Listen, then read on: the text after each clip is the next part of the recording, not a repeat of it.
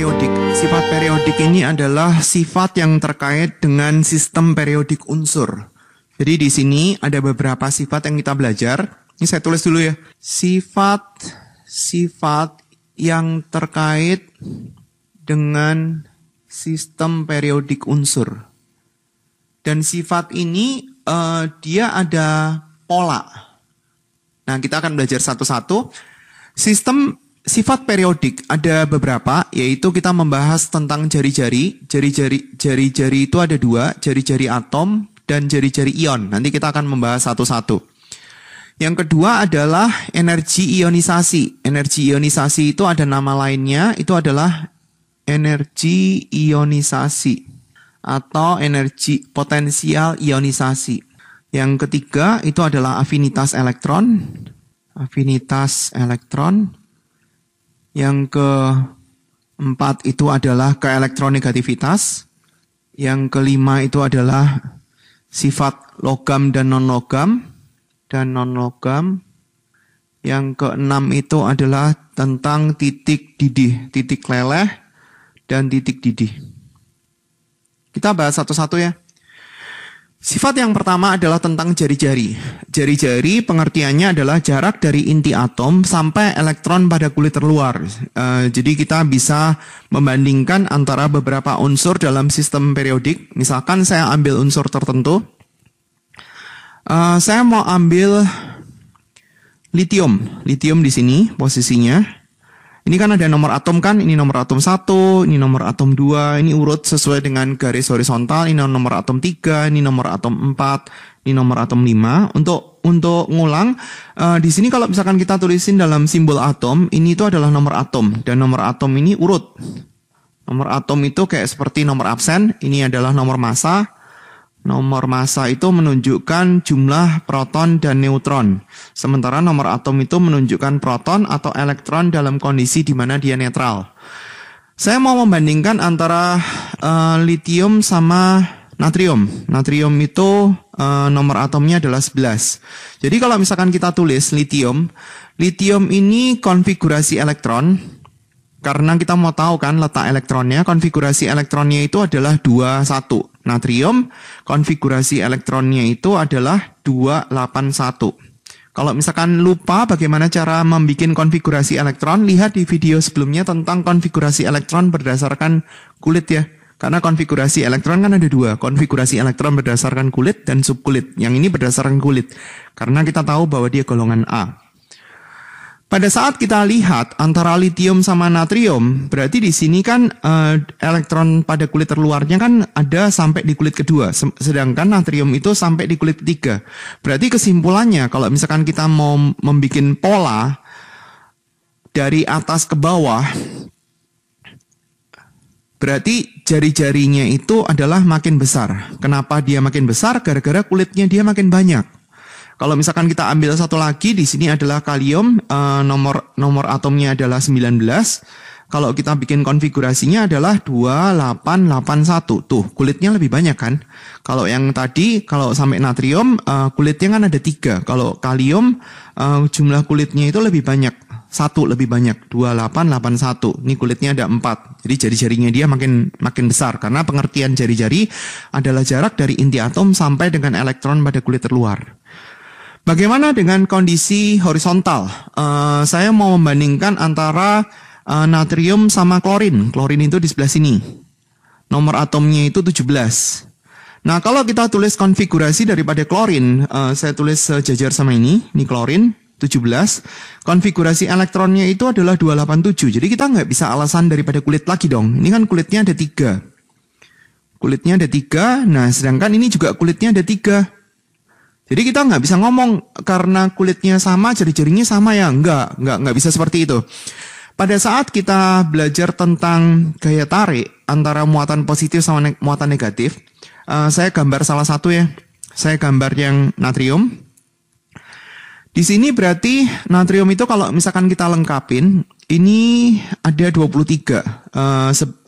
Nomor masanya 23, klorin ini 35 atau 36. Jadi kalau misalkan kita tulisin lengkap, 11 natrium 23, 17 klorin 35.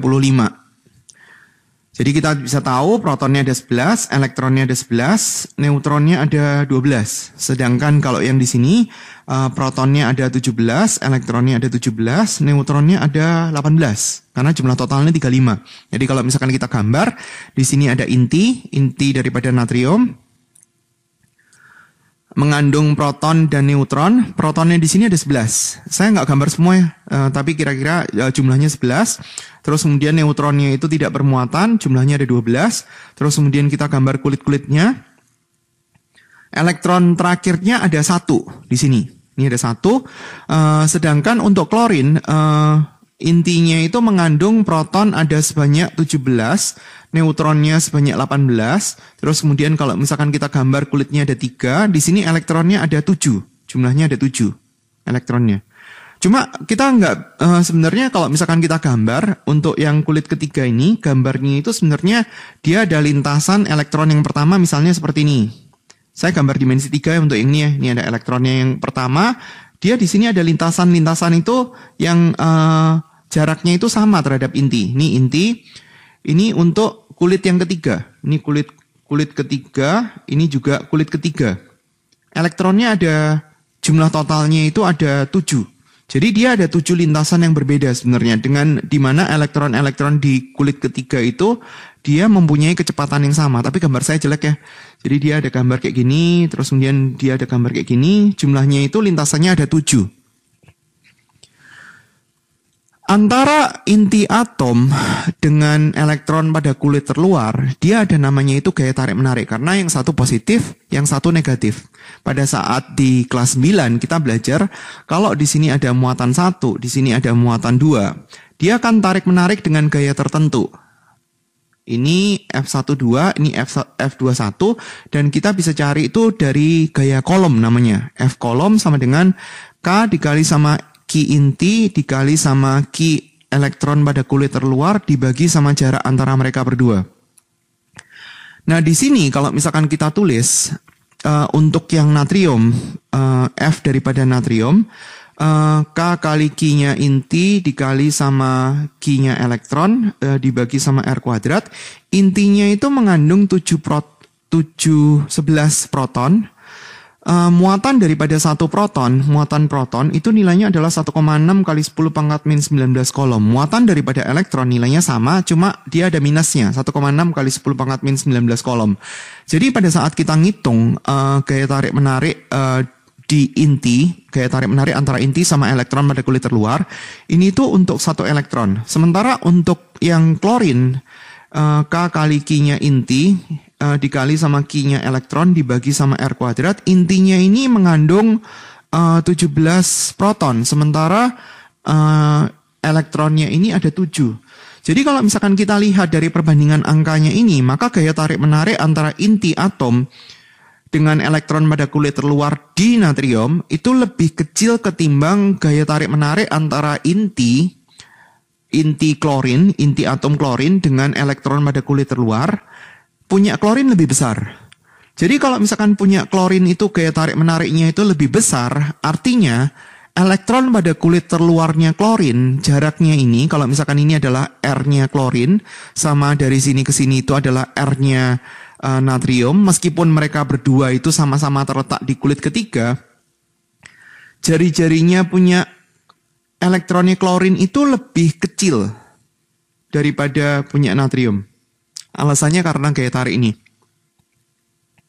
Gaya tarik klorin lebih gede, karena muatan inti dan elektron pada kulit luarnya lebih banyak, maka jari-jarinya klorin lebih kecil. Jadi kalau misalkan kita gambar, untuk arah horizontal, maka jari-jari itu akan makin kecil. Dan kita bisa tuliskan pola ini di sifat yang pertama tadi, saya tulis di sini, makin ke kanan itu adalah makin kecil. Makin ke bawah itu makin besar. Ini untuk jari-jari atom. Bagaimana kalau misalkan kita lagi berbicara tentang jari-jari ion? Ya ion apa dulu? Kan ion kan ada dua kemungkinan. Misalkan kita lihat lagi untuk natrium lagi. Natrium itu konfigurasinya adalah 281. Ini adalah atom natrium. Atom natrium ini dia mempunyai kecenderungan untuk melepas satu elektron. Nanti kita akan belajar di bab berikutnya ya. Jadi kalau terakhirnya itu adalah 1, 2, atau 3, dia akan cenderung untuk melepas yang dia punya. Jadi kalau misalkan kita punya magnesium nih, 12, konfigurasinya adalah 282, maka dia akan cenderung untuk melepas 2 elektron. Kalau dia terakhirnya 3 elektron, kayak seperti aluminium, dia akan melepas 3 elektron. Jadi punya berapa, dilepas berapa. Kalau dia melepas 1 elektron, dia akan berubah menjadi ion natrium plus 1. Dengan konfigurasi 28. Nah, dari sini kita bisa lihat, ini jumlah kulitnya ada 3, ini jumlah kulitnya ada 2. Jadi kalau misalkan kita tulis jari-jari atom, kalau kita bandingkan dengan jari-jari ionnya itu berarti harus yang sejenis ya, natrium sama natrium plus 1, magnesium dengan magnesium plus 2, aluminium dengan aluminium plus 3. Jadi, senyawanya atau unsurnya itu sama. Bukan senyawa ya, unsur ya. Kita lagi berbicara tentang masing-masing unsur. Jari-jari atom itu lebih besar daripada jari-jari ion positifnya. Ini positif. Bagaimana sekarang dengan yang negatif? Pada saat kita berbicara untuk klorin kan konfigurasinya adalah 287. Ini akan cenderung untuk menangkap sebanyak kebutuhannya dia menjadi 8. Kenapa 8? Nah, nanti kita belajarnya di ikatan kimia. Jadi, saya singgung sedikit ya. Unsur-unsur itu dia akan berikatan dengan unsur yang lain agar dia mempunyai konfigurasi elektron yang stabil yang sama kayak seperti golongan gas mulia. Konfigurasi yang stabil itu ada 2, konfigurasi yang mempunyai 2 elektron pada kulit terluar dan konfigurasi yang mempunyai 8 elektron pada kulit terluar. Itu namanya konfigurasi duplet dan konfigurasi oktet. Jadi supaya dia dari 7 mau jadi 8, maka dia harus menangkap 1 elektron. Kalau dia menangkap 1 elektron, dia akan berubah menjadi ion Cl-, min 1 artinya. Jadi nangkap 1 elektron, sehingga di sini konfigurasinya dia akan jadi 288. Nah, kita nggak bisa bilang kulit kan? Di sini karena kulitnya ada 3, di sini juga kulitnya ada 3. Elektron yang berlebih ini kan asalnya kan dari punya dia sendiri, terus kemudian ditambah sama 1 kan.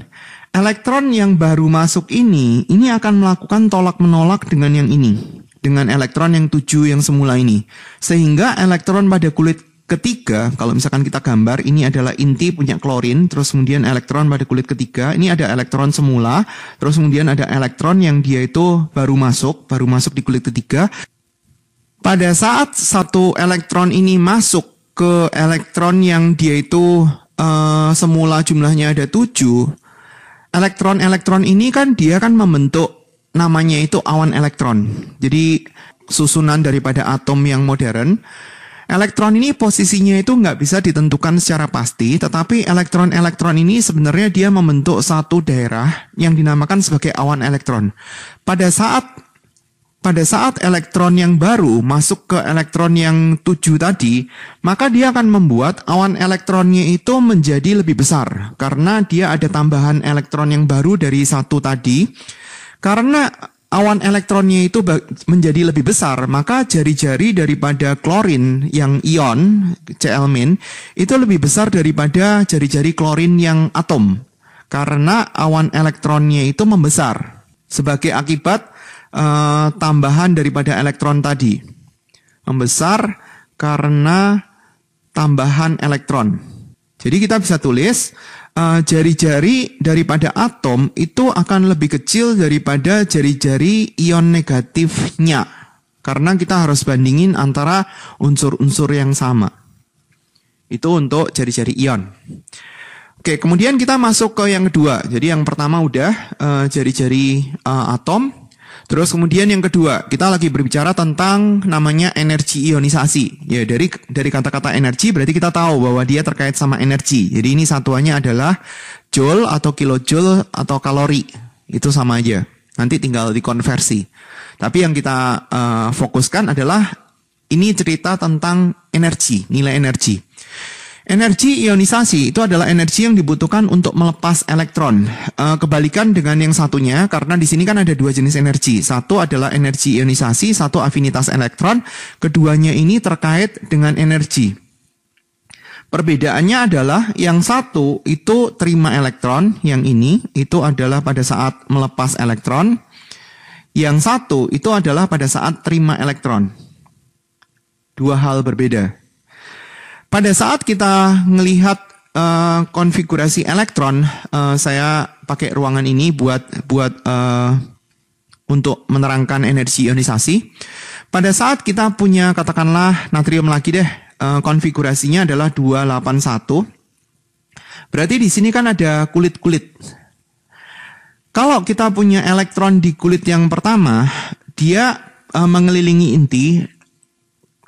Ini N sama dengan 1, ini N sama dengan 2, ini N sama dengan 3, dan seterusnya sampai N sama dengan 7. Energi di kulit pertama itu lebih kecil daripada energi di kulit kedua, lebih kecil daripada energi di kulit ketiga, dan seterusnya. Sampai yang paling gede kan energi di kulit ketujuh. Nanti pada saat pas di kelas 12, kita akan belajar tentang energi di masing-masing kulit adalah minus 13,6 dibagi sama N kuadrat elektron volt. Itu adalah energinya dia. Jadi kalau misalkan energinya dia itu lebih kecil, pada saat dia itu mau berpindah lintasan, dia akan mengalami perlakuan tertentu. Kalau dia dari energi 2 mau pindah ke kulit yang pertama, dari N sama dengan 2, kita mau pindah ke N sama dengan 1, maka dia akan melepas sejumlah energi supaya dia itu bisa berada di kulit tersebut. Karena energi ini akan identik dengan kecepatan pada saat di kulit pertama, kecepatannya itu lebih kecil daripada di kulit kedua. Jadi dia ngelepas energinya agar supaya dia beradaptasi dengan lingkungan yang baru di mana kecepatannya lebih kecil. Dia ngelepas energi. Pada saat dia pindah dari kulit kedua, dari kulit 2 ke kulit ketiga, maka dia akan butuh energi. Karena di kulit ketiga kan energinya lebih besar. Jadi dia harus menyerap sejumlah energi. Dari sini mau pindah ke kulit ketiga, pindah ke sini, maka dia harus menyerap sejumlah energi agar supaya dia bisa pindah ke situ dan bergerak bersama-sama dengan elektron di kulit yang ketiga yang lebih cepat daripada di posisinya dia semula. Kalau kita bicara tentang energi ionisasi adalah energi yang diperlukan karena dia pasti perlu untuk berpindah dari kulitnya dia ke tempat yang jauh sekali, ke tempat yang tak terhingga. Nah, itu pengertiannya adalah energi ionisasi. Mana tadi energi ionisasi ini? Energi yang dibutuhkan untuk melepas elektron yang terikat paling luar dalam keadaan gas menuju ke tempat yang jauh sekali. Itu energi ionisasi.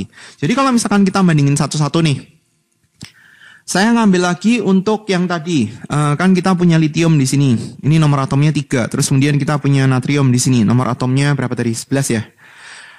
Litium, konfigurasi elektronnya itu adalah 21. Terus kemudian kita punya natrium, konfigurasinya adalah 281. Dari sini kita bisa tahu bahwa jari-jarinya punya litium itu lebih kecil daripada jari-jarinya natrium. Jadi kalau misalkan kita bicara tentang gaya ikat antara inti, saya gambar di sini ada inti litium. Ini ada inti litium, terus kemudian dia kulitnya ada 2. Elektronnya di sini, terus kemudian saya bandingkan dengan natrium, kulitnya ada 3, elektron terluarnya di sini, gaya tariknya bagaimana? Jari-jarinya litium lebih kecil, lebih dekat. Ini ada inti yang bermuatan positif sama elektron. Antara inti yang bermuatan positif sama elektron, berarti kan dia ada gaya tarik-menarik. Gaya tarik-menariknya litium sama gaya tarik-menariknya natrium gedean mana? Natrium lebih jauh loh ya, berarti gaya tarik-menarik antara natrium sama inti natrium dengan elektronnya, ini adalah F-nya punya litium, ini adalah F-nya punya natrium. Jaraknya lebih jauh, berarti gaya tarik-menariknya lebih lemah dong. Jadi kita bisa tulis, gaya tarik-menarik antara inti dengan elektron pada kulit terluar litium lebih besar ketimbang gaya tarik-menarik antara inti natrium dengan elektron pada kulit terluarnya. Nah, kalau gaya tarik-menariknya litium antara inti litium dengan elektron pada kulit terluarnya litium lebih kuat untuk melepas elektron yang di sini sama untuk melepas elektron yang di sini, mana yang lebih gampang? Harusnya natrium kan? Ini lebih gampang. Ya, cara gampangnya bayangin gini aja deh. Katakanlah saya punya pacar. Pacar saya ada 2. Yang satu sering sekali kita ketemu. Yang satu, pacar saya di luar negeri. Untuk putus gampangan mana? Lebih gampang yang di luar negeri kan? Kenapa? Karena ikatannya lebih lemah. Karena kita jarang ketemu. Sementara kalau yang satunya kan kita kan sering sekali ketemu. Sering nonton bareng, sering makan bareng. Jadi untuk putus tuh susah.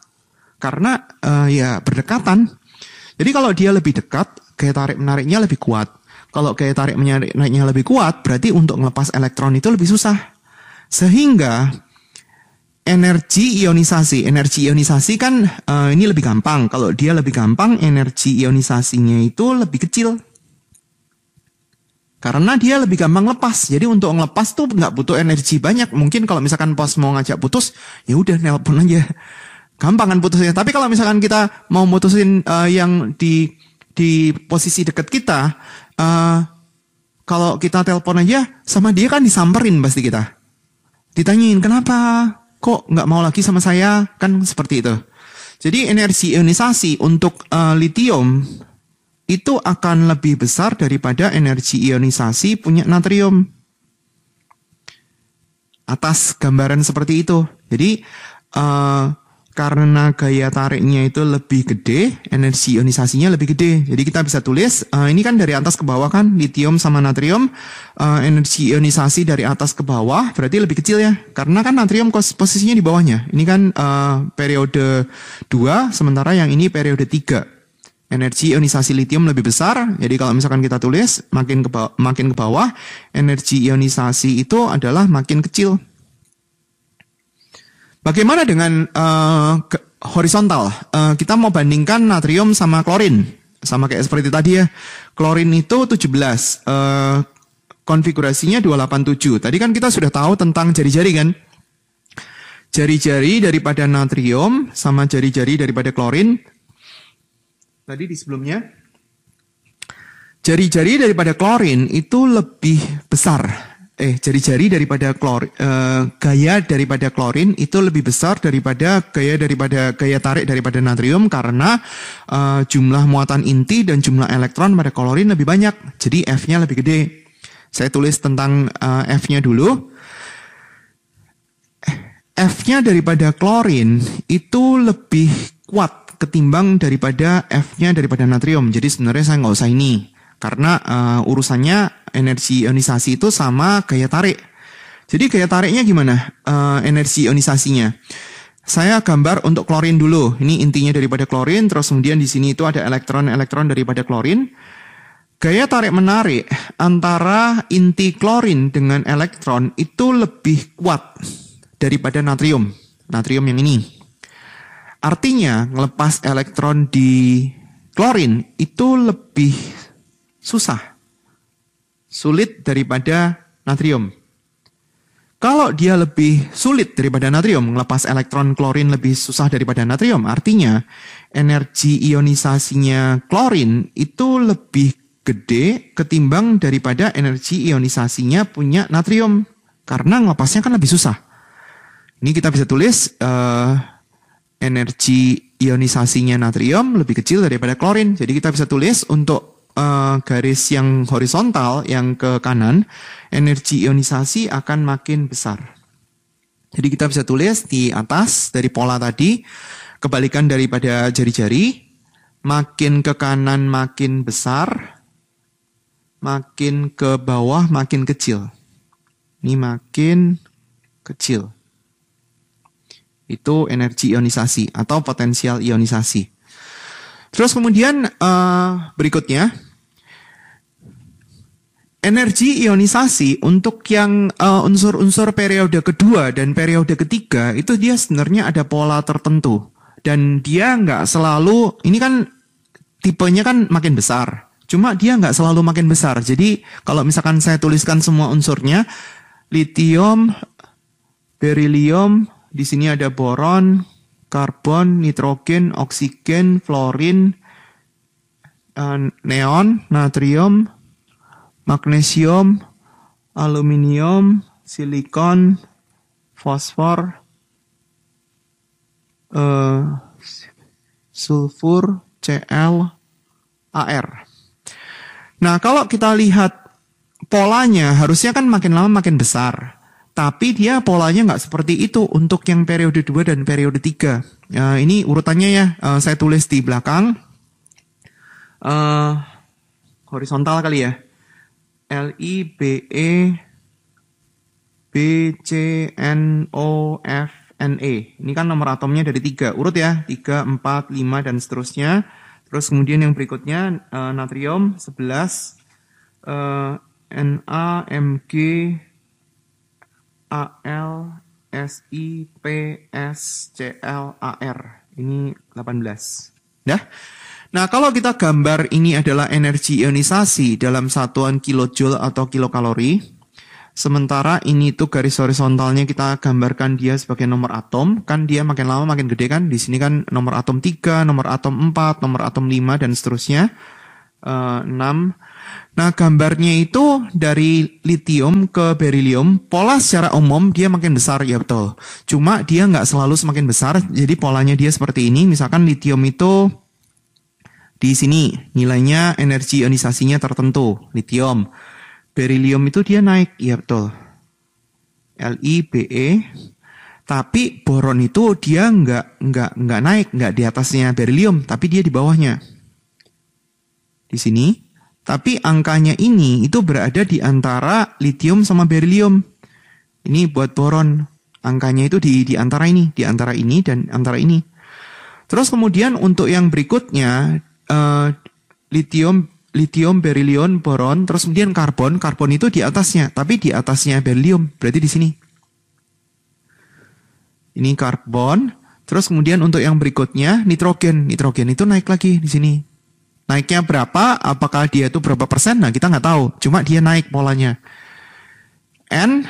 Terus kemudian oksigen itu nilainya itu di antara karbon sama nitrogen. Jadi kalau nitrogen itu di sini, karbon itu di sini.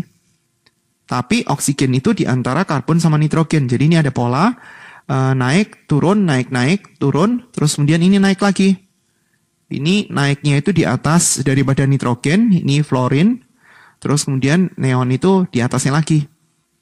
Nah, sekarang kita mau ke natrium. Tadi kan natrium itu kan energi ionisasinya kan lebih kecil daripada lithium. Ini lebih kecil. Nah, sekarang kalau misalkan kita gambarnya itu memang lebih kecil. Ini kan dengan nomor atom tertentu. Saya nggak tulis nomor atomnya di bawah sini ya. Neon itu 10. Terus kemudian kita bicara tentang nomor atom 11 untuk natrium. Nah, posisinya itu di bawahnya daripada lithium. Kalau misalkan kita gambar lithium itu angkanya itu di situ harusnya, nah ini posisinya lebih rendah. Tapi berikutnya itu polanya sama. Ini coba lihat nih, naik dari lithium ke beryllium naik, terus kemudian turun. Turunnya di antara lithium sama beryllium, naik, turun, naik. Nah, sekarang ini juga polanya sama. Jadi naiknya tapi nggak setinggi beryllium. Kalau beryllium itu segini, jadi dia di bawahnya. Terus kemudian turunnya itu di bawahnya ini, di bawahnya boron ini. Terus kemudian naik, tapi dia nggak setinggi karbon. Ini kan pembandingnya sama karbon. Terus kemudian naik lagi, tapi nggak setinggi nitrogen. Terus kemudian turunnya tapi nggak setinggi daripada oksigen. Terus kemudian naik lagi di bawah fluorine. Terus kemudian naik lagi tapi di bawah neon. Jadi kalau misalkan saya tulis lengkapnya, di sini ada natrium, terus kemudian di sini ada magnesium, di sini ada aluminium, di sini ada silikon, di sini fosfor, ini sulfur, ini klorin, ini neon. Nah, nanti angka yang berikutnya juga turun periode berikutnya. Kan di periode berikutnya di sini kan ada kalium kan. Nah, kaliumnya itu angkanya di bawahnya natrium. Ini di bawahnya ini, natrium ini di bawahnya lithium. Nah, tapi untuk periode keempat lebih berantakan, cuma pola umumnya makin besar, ya betul, makin besar, tapi dia nggak selalu setiap dari unsur ke unsur itu dia makin besar. Pola yang bisa teramati secara teratur itu adalah untuk periode 2 dan periode 3. Sekarang energi ionisasi unsur yang sama untuk energi ionisasi berikutnya. Kita ambil misalkan natrium. Saya ambil natrium untuk konfigurasi 281. Nah, di sini berarti kan elektron terluarnya kan di kulit ketiga. Jadi kalau misalkan kita gambar, ini adalah inti daripada natrium, ini adalah kulit-kulitnya, ini adalah elektron pada kulit terluarnya. Misalkan kita sudah melakukan energi ionisasi yang pertama. Energi ionisasi yang pertama itu untuk ngelepas natrium yang dalam bentuk gas di elektron yang di kulit ketiga. Jadi kalau misalkan kita tulis kayak gini, Natrium dalam bentuk gas, dia mau melepas elektron, berarti jadi Na plus dalam bentuk gas, ditambah sama 1 elektron, energi ionisasinya itu energi ionisasi 1. Misalnya angkanya tertentu, 500 kilojoule. Nah, pada saat dia energi ionisasi yang kedua, berarti artinya dia ngelepas elektron yang kedua yang terikat paling lemah. Dalam hal ini adalah elektron yang di kulit kedua. Jadi dia pindah lintasan. Nah, pada saat dia pindah lintasan, maka elektron yang di sini itu sebenarnya terikat lebih kuat ketimbang daripada elektron di kulit ketiga. Jadi elektron yang di sini, katakanlah di sini adalah gaya ikatnya antara ini sama ini, saya tulisin dia sebagai F1. Ini misalkan sebagai F2. Nah, nilai F2 ini itu lebih besar jauh ketimbang daripada F1. Karena dia elektronnya itu berada di posisi yang lebih dekat daripada inti dibandingkan dengan elektron yang di kulit ketiga tadi. Nah, kalau misalkan kita mau ngelepas elektron yang ini, namanya adalah energi ionisasi yang kedua. Jadi kalau misalkan kita tulis, dia dalam kondisi sudah bermuatan +1, dia mau melepas 1 lagi, berarti akan menjadi Na plus 2 dalam kondisi gas plus 1 elektron. Energi ionisasi yang kedua ini pasti lebih besar daripada energi yang di kulit pertama dan lebih besarnya itu jauh, misalkan 17.500. Nah, pada saat dia mau ngelepas 1 lagi elektron yang di kulit kedua, jadi di sini kan ada banyak kan, ada 8 kan, misalkan yang ini mau dilepas, itu energi ionisasi yang kedua. Kita mau ngelepas lagi yang ini, berarti dia adalah energi ionisasi yang ketiga. Energi ionisasi yang kedua ini, itu elektron yang di kulit kedua yang terikat paling lemah. Nah, sekarang ini elektron yang berikutnya, yang terikat di kulit kedua juga, tapi dia lebih daya ikatnya itu terhadap inti itu lebih kuat daripada elektron yang ini. Sehingga kalau misalkan kita tulis Na plus 2, mau ngelepas lagi 1, berarti Na plus 3, ini dalam kondisi gas. Energi ionisasi yang di ketiga itu lebih gede daripada yang di kedua, tapi bedanya itu nggak sejauh ini. Ini kan perbedaannya kan sekitar 17.000. Misalnya ini 19.500. Jadi ini bedanya nggak terlalu jauh. Kenapa? Karena dia berada di kulit yang sama. Jadi kalau misalkan kita punya energi ionisasi 1 unsur nih. Kita punya apalagi ya, saya ambil contoh aluminium deh, ini 13. Konfigurasinya adalah 283. Berarti di sini elektronnya kan ada 3 kan, elektron yang pertama, elektron yang kedua, elektron yang ketiga. Pada saat ngelepas yang elektron yang ini, itu adalah energi ionisasi yang pertama. Jadi kita tulis ya, Al dalam kondisi gas, Al plus 1 ditambah sama 1 elektron, energi ionisasinya yang pertama. Terus kemudian dia melepas yang ini, nilainya lebih besar dong. Al plus 1 dalam kondisi gas, terus kemudian dia di sini Al plus 2 ditambah sama 1 elektron, kondisinya gas juga ya, saya nggak tulisin lagi. Energi ionisasi yang ke 1 itu lebih kecil, ini untuk aluminium, lebih kecil daripada energi ionisasi yang kedua. Yang ketiga, pada saat kita mau ngelepas elektron yang ini, berarti kita bisa tulisin Al plus 2 menjadi Al plus 3 ditambah sama 1 elektron. Energi ionisasi ketiga lebih gede lagi, energi ionisasi yang ketiga. Energi ionisasi yang keempat, berarti dia sudah ngelepas dari sini. Elektronnya sudah berada di kulit kedua, dan pada saat dia berada di kulit kedua, gaya tarik antara elektron dengan inti itu kan lebih besar, jauh daripada di kulit ketiga. Jadi pada saat kita tulisin Al plus 3, hasilnya itu Al plus 4 ditambah sama 1 elektron, energi ionisasi di kulit keempat tuh bedanya itu jauh sekali dengan energi ionisasi di kulit ketiga. Misalnya gini nih, ini sekitar 500, ini sekitar 700, ini sekitar, saya ngawur ya ini angkanya ya, cuma kurang lebih gambarannya seperti ini. Misalkan ini 25.000. Jadi dia loncatnya jauh sekali. Ini loncatnya sekitar 200-an, ini sekitar 200-an, 250. Tapi ini loncatnya lebih besar daripada ratusan itu. Dari sini ke sini. Karena dia beda kulit. Jadi kalau dia terjadi loncatan beda kulit, artinya berarti ada perpindahan lintasan. Contohnya gini.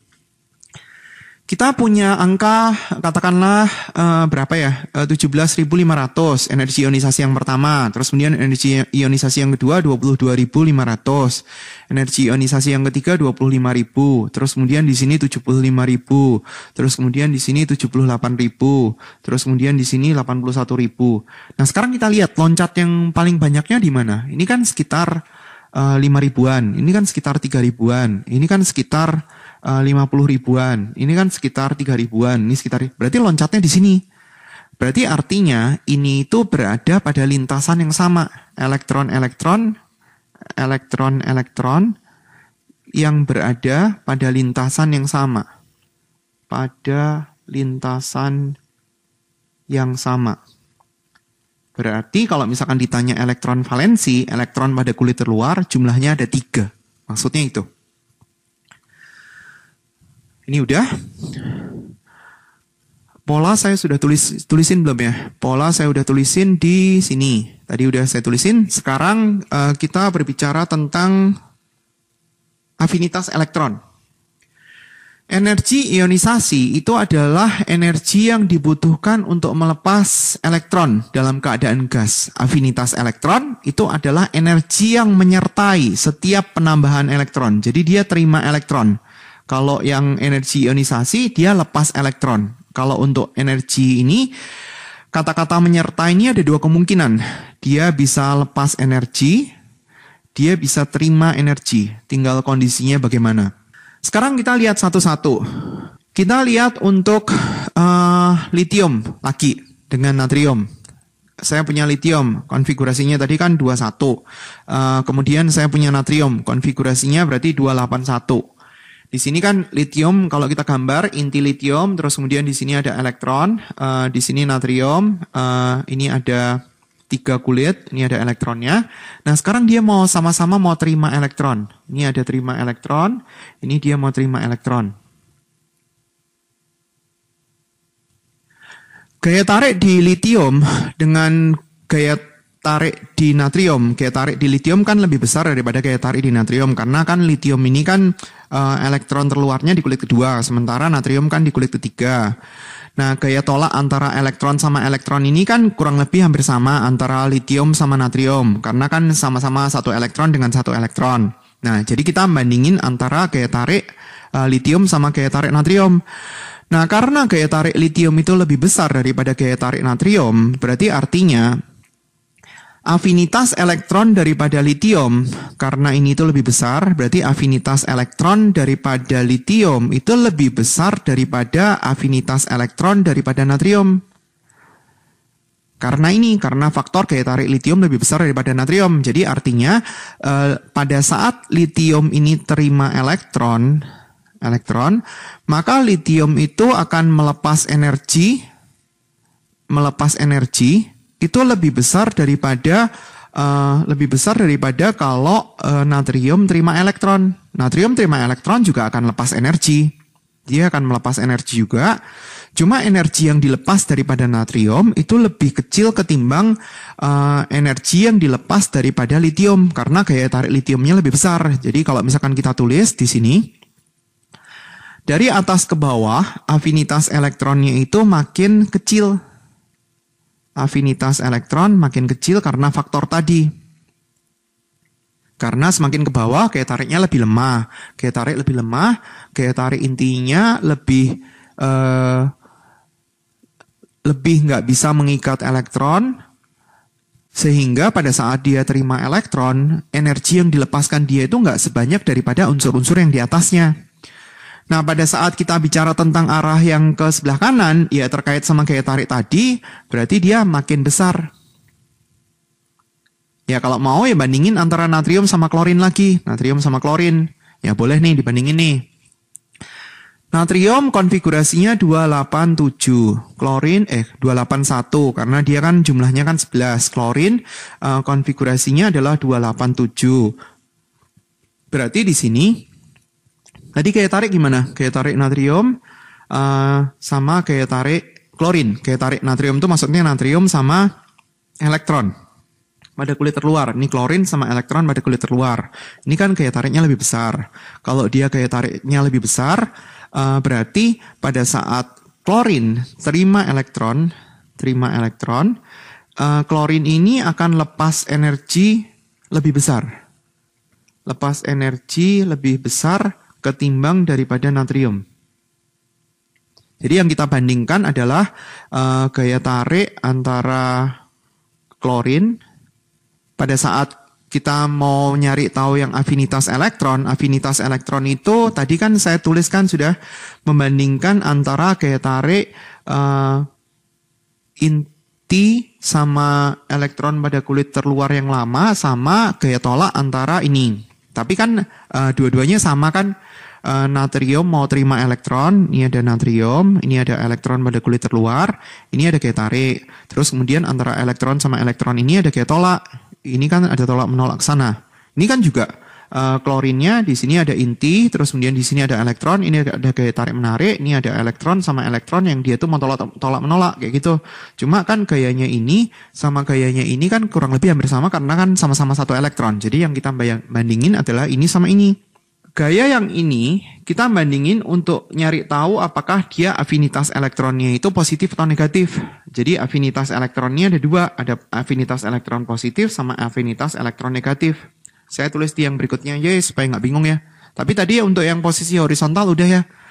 Makin ke bawah makin kecil, makin ke atas makin ke kanan makin besar. Jadi kita bisa tuliskan di sini. Ini adalah afinitas elektron, pola yang sama dengan energi ionisasi. Nah, sekarang kita bicara tentang afinitas elektron yang positif dan afinitas elektron yang negatif. Saya tulis di mana ya? Di sini aja saya hapus.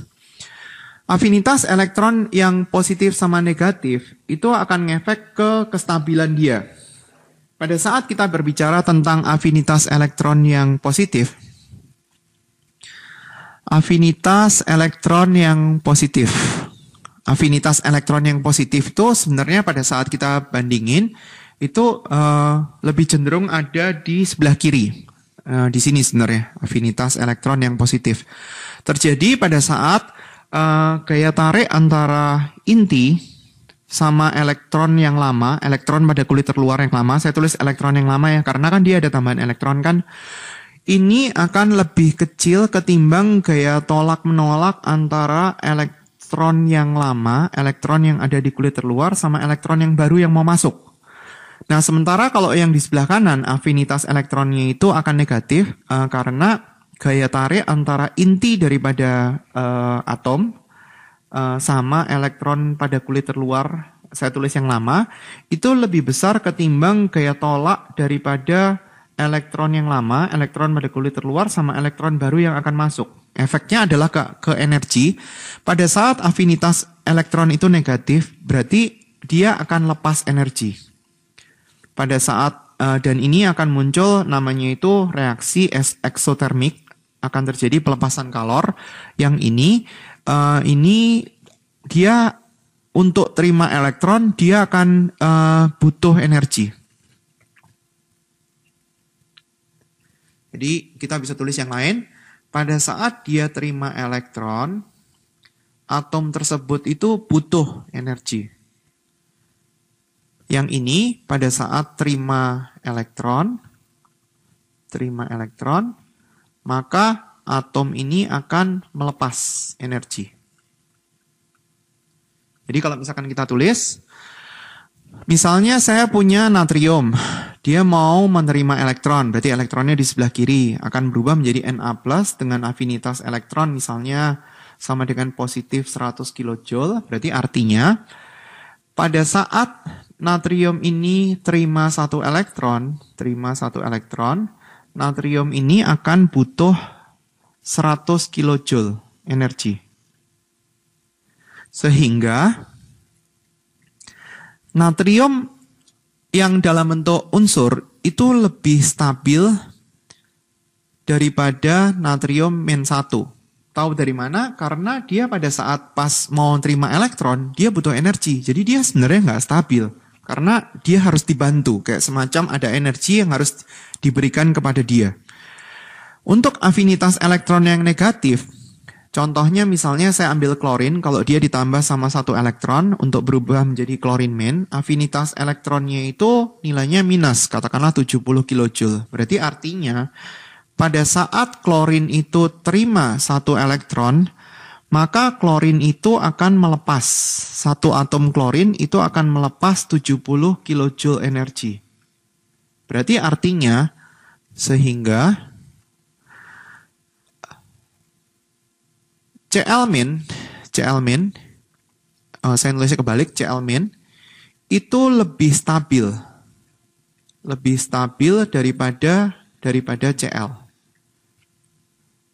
Jadi klorin ini lebih cenderung suka untuk menerima elektron, untuk berubah menjadi klorin -1. Ini kondisi alamiahnya dia, klorin lebih suka berubah menjadi minus daripada dia dalam bentuk unsur. Sementara natrium nggak mau. Nah itu afinitas elektron positif dan negatif. Kemudian sifat penyimpangan daripada afinitas elektron itu muncul di golongan 8 dan golongan 8A dan golongan 2A. Kenapa? Kita ambil salah satu, misalkan saya punya neon.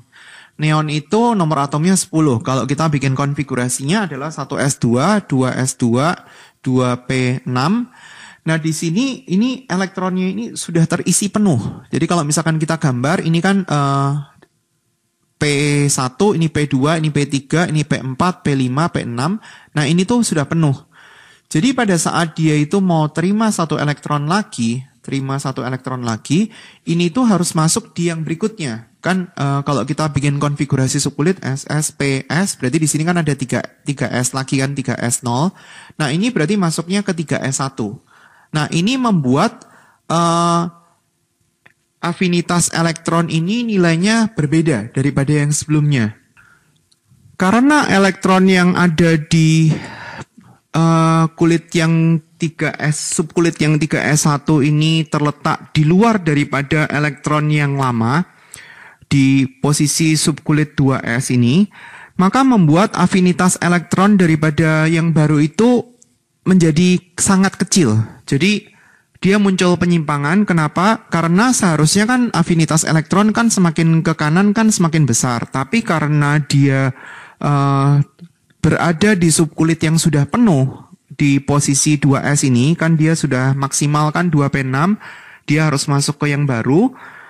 Afinitas elektron daripada yang baru ini menjadi sangat kecil, sehingga untuk perhitungan daripada kita mau membandingkan antara unsur yang satu dengan unsur yang lain, yang golongan 8A ini tidak dimasukkan karena dia nilai afinitas elektronnya itu kecil sekali. Polanya enggak sama dengan yang sebelumnya yang makin ke kanan makin besar.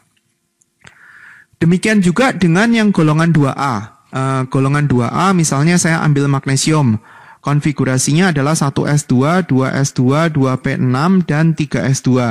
Nah 3s2 ini kan sudah terisi penuh.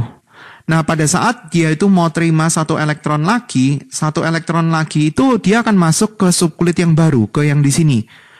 Dan di sini itu membuat afinitas elektron daripada yang baru itu menjadi sangat kecil. Afinitas elektronnya itu kecil dan dia itu mendekati 0. Mendekati 0. Jadi dalam pembandingan antara afinitas elektron yang satu dengan afinitas elektron yang lain, golongan yang 2A dan golongan 8A itu nggak dimasukkan dalam perhitungan karena dia nilainya itu mendekati 0. Keelektronegativitas ini itu sebenarnya adalah suatu angka. Keelektronegativitas adalah suatu angka yang menunjukkan kecenderungan untuk membentuk ion negatif. Suatu angka yang menunjukkan kecenderungan untuk membentuk ion negatif. Ion negatif atau suatu angka, suatu bilangan yang menunjukkan kecenderungan untuk menarik pasangan elektron ke pihaknya. Dalam hal ini sebenarnya nilainya kurang lebih sama kayak seperti afinitas elektron, tapi kalau afinitas elektron itu kan hubungannya dengan energi. Afinitas elektron tadi kan dia nangkep elektron kan, energi yang menyertai setiap penambahan elektron. Jadi terima elektron, nih terima elektron, keelektronegativitas juga terima elektron. Sementara kalau energi ionisasi itu dia akan jadi ion positif. Kalau ini melepas elektron berarti jadi ion positif. Kalau ini afinitas elektron itu jadi ion negatif. Keelektronegativitas itu juga dia maunya jadi ion negatif. Jadi kecenderungannya sama dengan afinitas elektron. Jadi kita bisa tuliskan di sini keelektronegativitas. Makin ke kanan makin besar, makin ke bawah makin kecil. Dan di sini dia nggak termasuk golongan 8A karena golongan 8A kan dia kan sudah stabil. Itu terkait dengan bahan berikutnya di ikatan kimia. Kemudian kita masuk ke yang berikutnya yaitu adalah tentang sifat logam dan non-logam. Sifat logam dan non-logam ini dia punya pola seperti ini. Semakin ke kanan dalam sistem periodik unsur, untuk sifat logam, semakin ke kanan, sifat logam semakin ke kanan itu semakin kecil karena dia akan semakin non-logam, makin kecil, semakin ke bawah itu semakin besar. Sifat logam itu terkait dengan kecenderungan dia untuk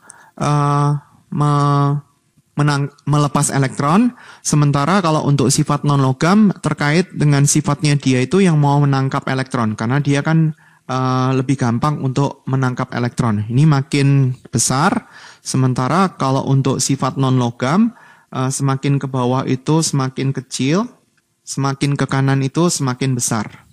Makin besar dalam sistem periodik. Dan kita bisa menuliskan untuk yang sifatnya tadi, ini makin kecil, berarti dalam hal ini adalah sifat logam. Yang makin ke kanan makin besar, ini adalah sifat non-logam. Untuk sifat yang terakhir, yaitu adalah tentang titik didih dan titik leleh, ini agak berbeda. Kita lihat dulu untuk satu golongan, jadi dari atas ke bawah. Logam, materi logam. Untuk keduanya ya, titik leleh atau untuk titik didih, itu makin ke bawah itu akan makin kecil. Sementara untuk non-logam itu berbeda. Jadi perlakuannya berbeda. Untuk titik leleh, keduanya titik leleh itu perubahan dari padat menjadi cair, sementara titik didih itu dari cair menjadi gas, itu malah makin besar. Itu untuk vertikal dalam satu golongan. Sementara kalau untuk garis horizontal dalam satu periode, titik lelehnya itu, titik leleh ini perubahan dari padat menjadi cair atau sebaliknya. Dia naik sampai mencapai maksimum itu di golongan 4A, kemudian turun secara teratur. Ini naik sampai maksimum di golongan 4A, kemudian turun secara teratur.